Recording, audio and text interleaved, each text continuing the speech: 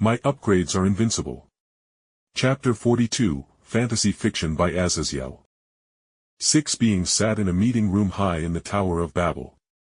On one side of the meeting table sat 3, the goddess Hera, her Familia captain Albion, and the goddess Hephaestus. On the other side of the table was the god Zeus, who was sitting with his own Familia captain Maxim, a mountain of a man more than 7 feet tall and clad in gleaming armor that was covered in a lion pelt that sparkled with lightning. Lastly, acting as the unbiased intermediary was Freya, who was all but giddy at seeing the utterly stupid act that Maxim pulled in his desire to suppress the crafting Familias into forces he could order about as he pleased. To say nothing of how gleeful she was at seeing the Hera Familia drawn into the mess, as although Hephaestus had some bad blood from Hera from times back in Tenkai, here on Genkai they had a good working relationship in which the ladies of the Hera Familia would get their gear from Hephaestus. And with the Hephaestus Familia expected to be slashed in half in numbers, to say nothing of Orario's demands for the arms of the one of 2 best Familias in Orario, but the Zeus and Hera Familias' contracts were obviously going to be expected to be indefinitely put off with the loss of so many smiths. Freya elegantly clapped her hands together to break the tense silence that was left as Hephaestus was staring daggers at the unflinching peak level 8 monster that was Maxim. Now. We are in the Tower of Babel, no smiting the mortal, Hephaestus. She made sure to warn the smithing goddess, who slowly nodded at the reminder that Arenas would give anyone who flickered their divinity here on the seal for the dungeon a swift boot back to Tenkai. Why are we even here? Maxim abruptly spoke, and Zeus covered his face as from beneath the hood of the half-lion head covering his head Maxim continued coldly. There is no reparations to be made, there will be no agreements or movements made to punish my Familia, and no one can challenge my rule. His fingers arced with arcane blue lightning as he tapped the marble table and left burnt scars across the table. You are weak, Hephaestus. Your Familia was weak.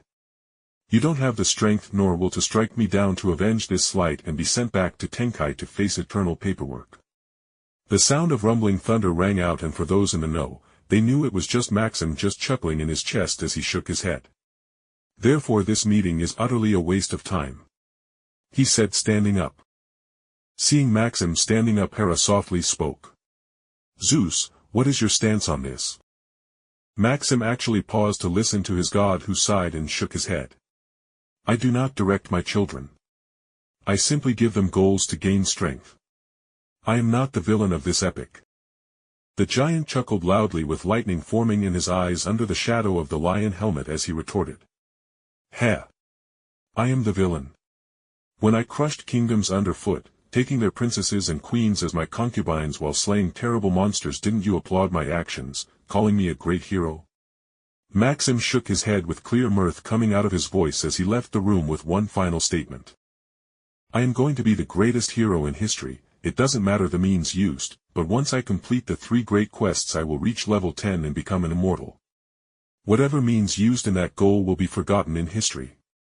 And with that, the door into the room closed behind the large man, leaving the now 5 to sit there and share a look. Hera sighed and then spoke bluntly.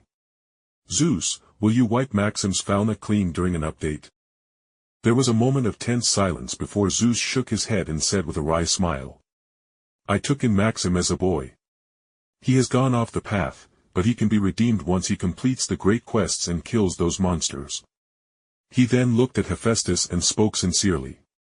Hephaestus, I am sorry, and although that means nothing to you, I promise you I will make sure Maxim and his men stay away from your Familia, and Hafred's death will not be mentioned either. Freya, however, snorted as she retorted. Ho, so you walk off without a bruise while Orario basically loses one of its 2 first-class adventurer smithing Familias.